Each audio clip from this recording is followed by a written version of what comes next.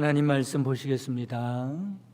하나님 말씀은 시편 16편 1절에서 5절까지 말씀입니다. 시편 16편 1절에서 5절까지 말씀입니다. 은혜를 주시는 하나님 말씀 봉독해 드리겠습니다. 하나님이여 나를 지켜주소서. 내가 주께 피하나이다.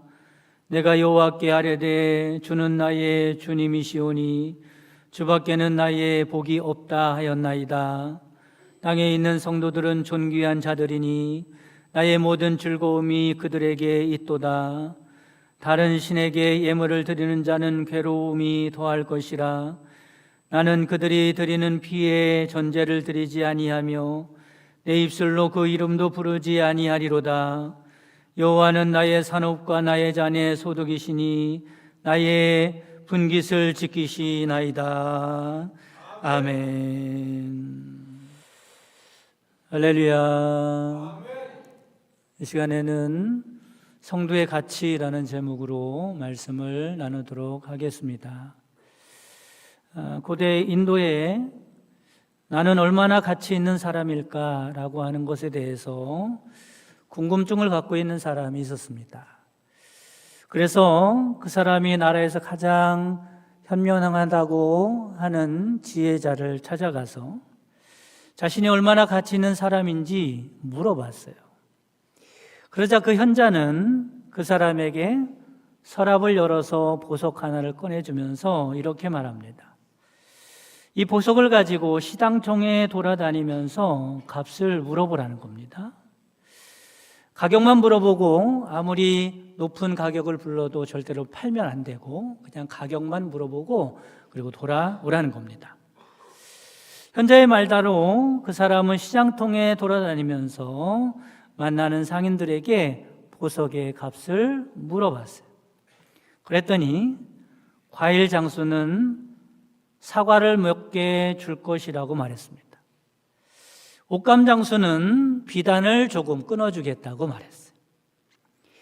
장신구를 만드는 사람은 장신용으로 제격이라고 하면서 꽤 높은 가격을 불렀습니다. 저마다 다른 가격을 부르는 것은 보석상들도 마찬가지였어요.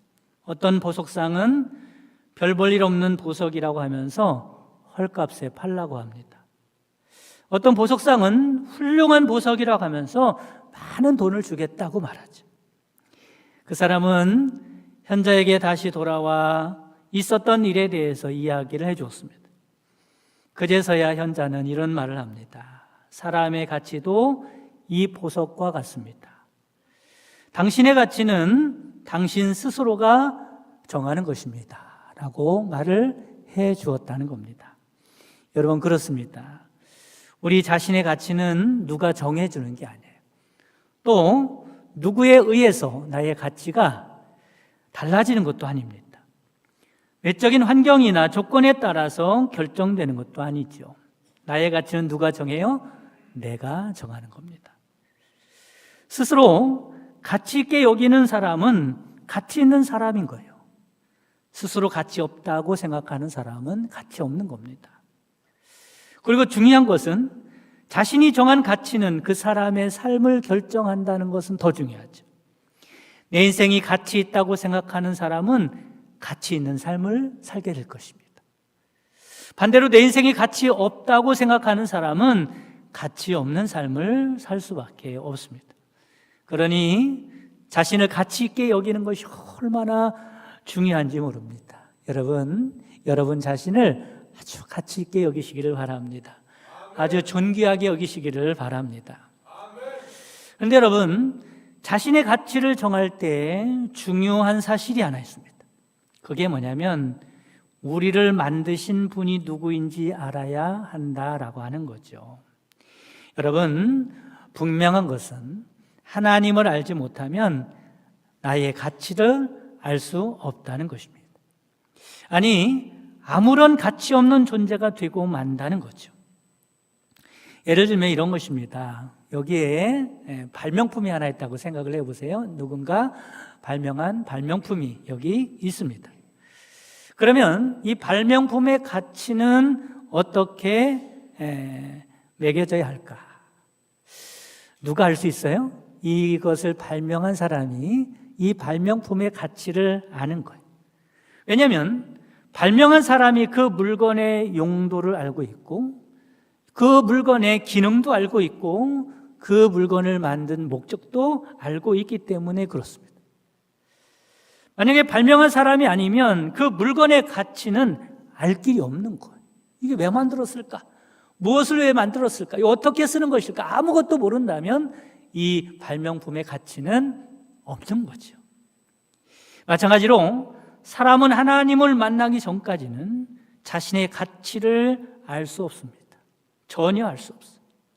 나를 만드신 하나님이 아니면 어디서 내 인생의 목적을 찾겠습니까? 어디서 내 인생의 의미를 찾겠습니까? 내가 무엇을 왜 살아가야 할지 어떻게 알겠습니까? 내가 왜 만들어졌는지 어떻게 알 수 있겠습니까? 오늘 본문 말씀에서는 이렇게 하나님을 아는 사람, 하나님을 만난 사람을 누구라고 칭하냐면 성도라고 칭하고 있습니다. 3절 말씀에 나오죠. 땅에 있는 성도들은 존귀한 자들이니 나의 모든 즐거움이 그들에게 있도다. 그러면 이 말씀은 누구에게 하는 말씀일까?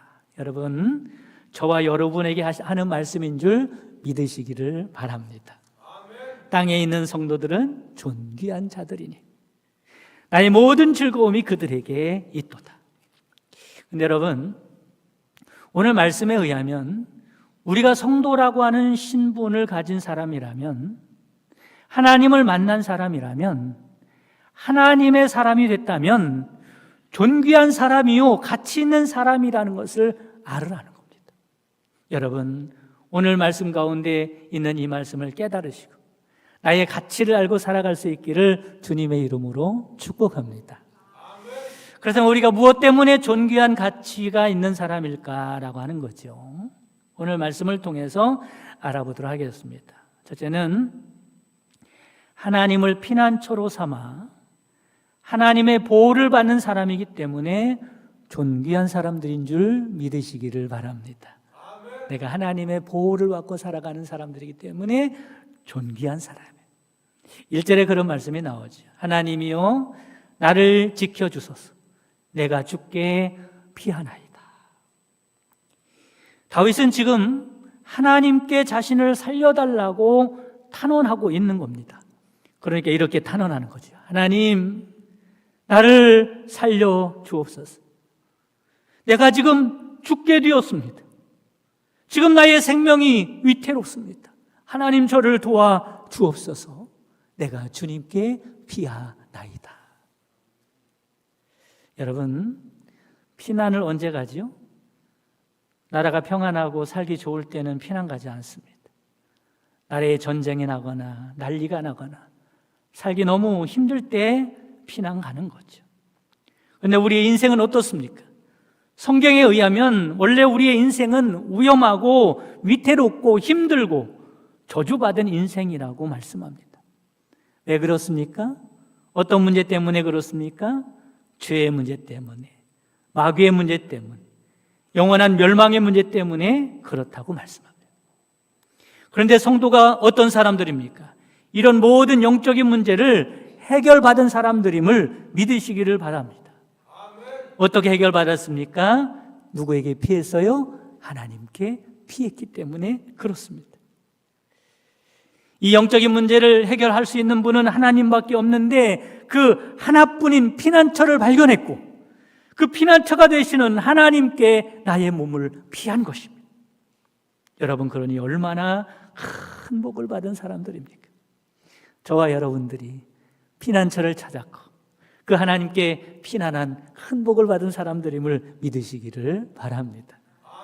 그리고 성도들은 지금도 하나님을 피난처로 삼고 살아가는 사람들을 지키시고 보호해 주십니다. 하나님을 피난처로 삼고 살아가는 사람들을 알게 모르게 하나님이 보호하십니다. 하나님이 지켜주십니다. 언제까지 그렇습니까? 이 땅에 살아가는 동안뿐만 아니라 영원토록 하나님이 우리를 지키시고 책임지시는 줄 믿으시기를 바랍니다. 그래서 하나님을 피난처로 삼는 성도는 어떤 사람이라고요? 존귀한 사람들, 가치 있는 사람들이라는 거예요. 여러분이 얼마나 큰 은혜이고 감사한 일인지 모릅니다. 우리는 단지 하나님께 피했을 뿐인데, 하나님을 피난처로 삼았을 뿐인데, 하나님은 우리를 구원해 주실 뿐만 아니라 그것 때문에 존귀하게 여겨주시고 우리의 인생을 끝까지 책임져 주시는 것입니다. 아멘. 여러분, 탕자의 비유를 잘 아시죠? 돌아온 탕자가 아버지께 어떤 대우를 받습니까? 극진한 대우를 받습니다. 탕자가 어떤 사람이에요? 아버지의 재산을 가지고 다 허랑방탕한 사람입니다.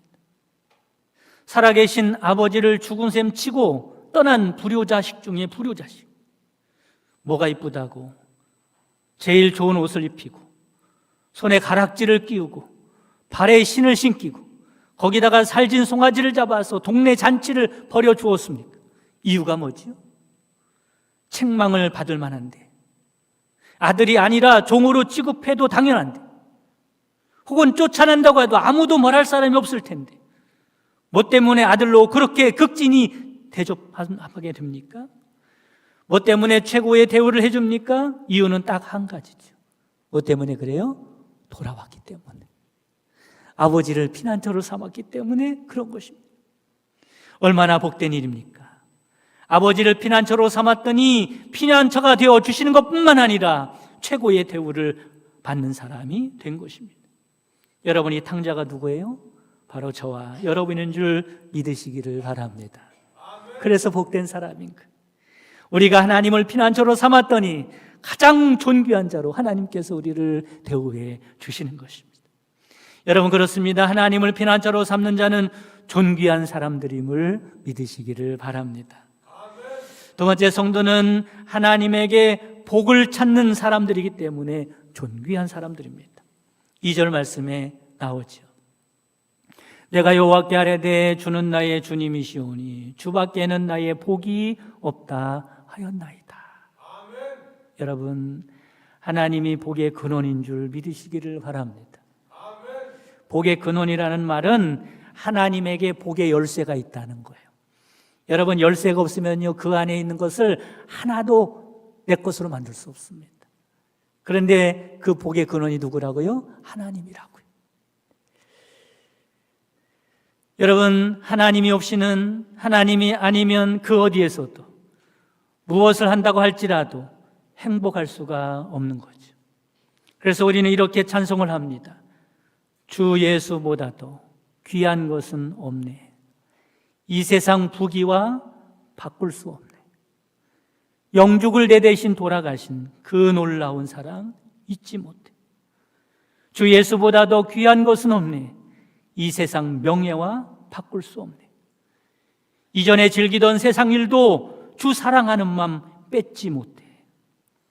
주 예수보다도 귀한 것은 없네. 이 세상 행복과 바꿀 수 없네. 유혹과 핍박이 몰려와도 주 섬기는 내 맘 변치 못해. 세상 즐거움 다 버리고 세상 자랑 다 버렸네. 주 예수보다도 귀한 것은 없네. 예수 밖에는 없네.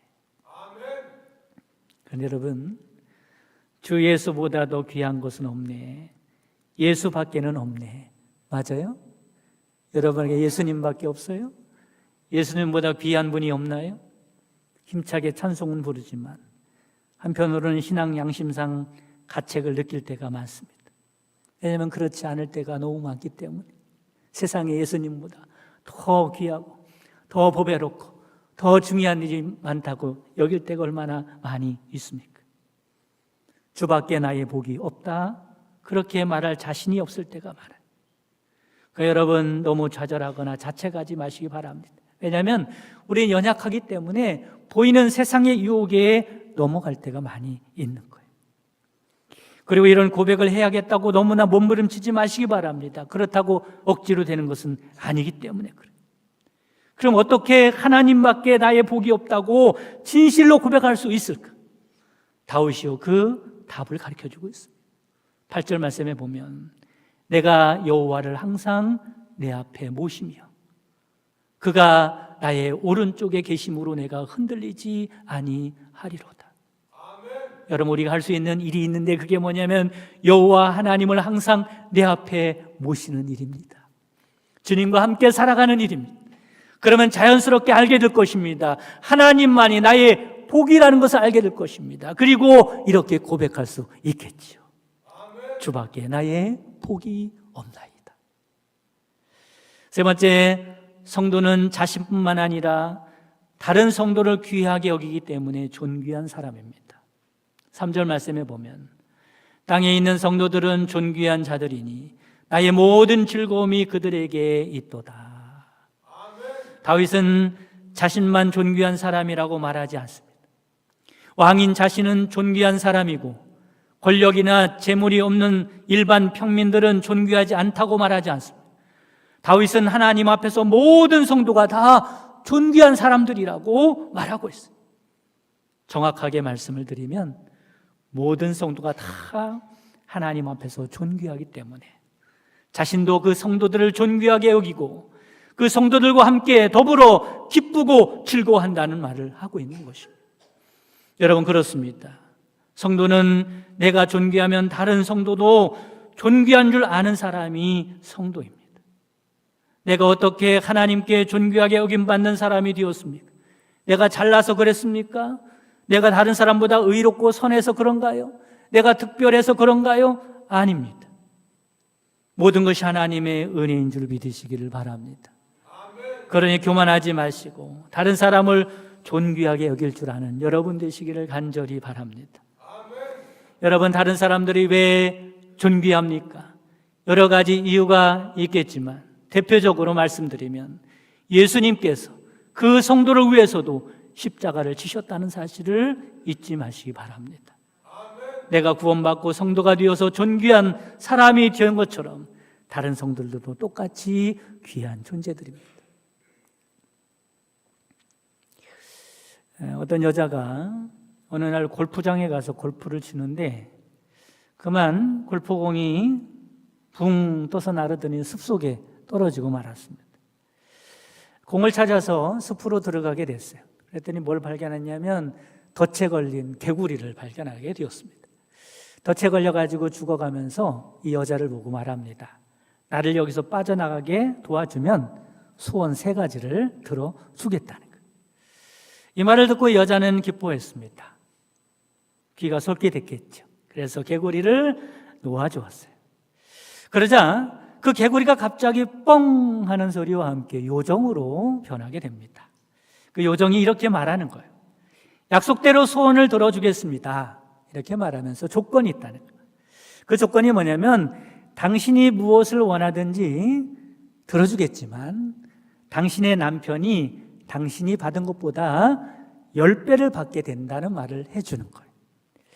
여자는 뭐 상관이 없다는 듯이 그렇게 하겠다고 그렇게 했습니다.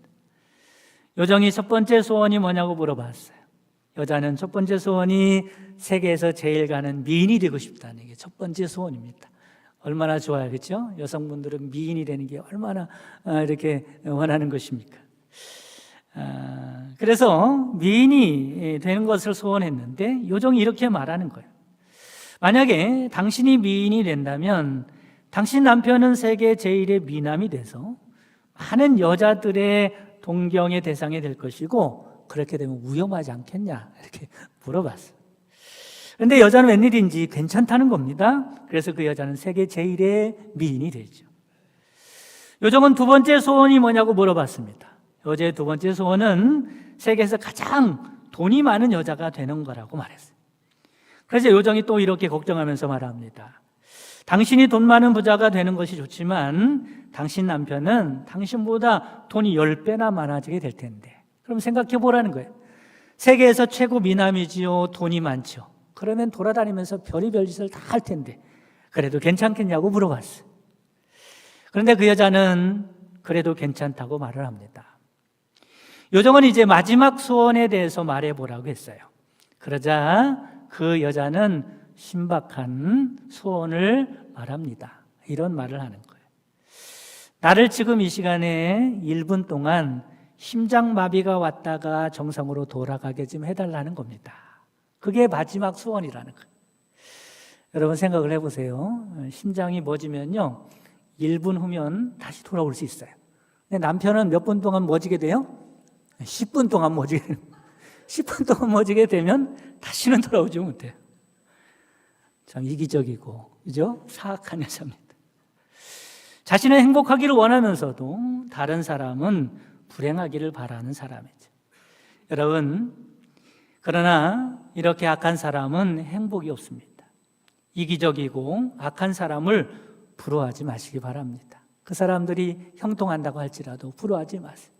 세상의 모든 것을 다 가진다고 해도 그렇게 악한 사람은요 행복이 깃들 자리가 없는 것입니다.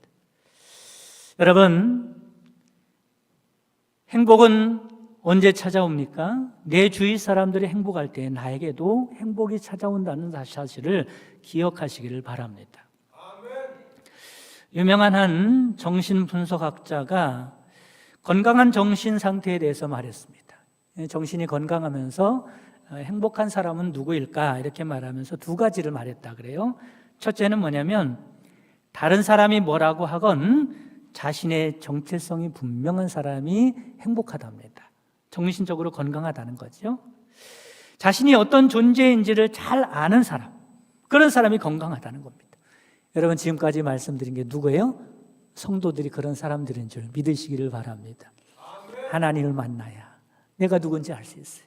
하나님을 만나야 내가 무엇을 하며 살아갈지 알 수 있습니다.